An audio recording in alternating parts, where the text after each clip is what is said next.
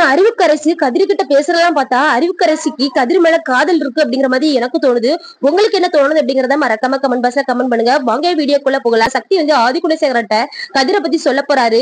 கதிர் வந்து நிறைய காசு வச்சிருக்கான், இதே வட்டிக்கு வித்துட்டு இருக்கான் அப்படிங்கிற மாதிரி தான் சொல்லிட்டு இருக்காங்க. வட்டிக்கு காசு கொடுத்துட்டு இருக்கான் அப்படிங்கிற மாதிரி தான் சொல்லிட்டு இருக்காங்க.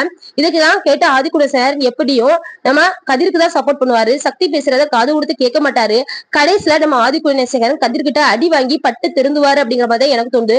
பிளான் போட்டு எல்லாருமே நம்ம ஆதிகுலசேகரனை ஏமாத்த போறாங்க. அதுக்கப்புறம் பெண்கள் எல்லாம் போட்டு நியாயமா நடந்துக்கிறாங்க. இந்த ஆண்கள் நம்ம கூட பிறந்ததுதான் நம்மள இப்படி ஏமாத்துது அப்படிங்கறத ஆதிகுலசேகர் கூடிய சீக்கிரத்துல புரிஞ்சுக்குவாரு.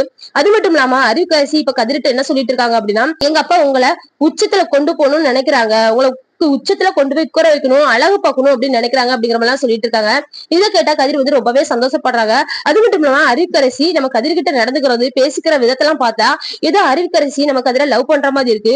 கூடிய சீக்கிரத்துல நம்ம கதிருக்கும் அறிவுக்கரசிக்கும் கல்யாண ஏற்பாடு பண்ணிருவாங்க போல அப்படிங்கிற மாதிரி எனக்கு தோணுது.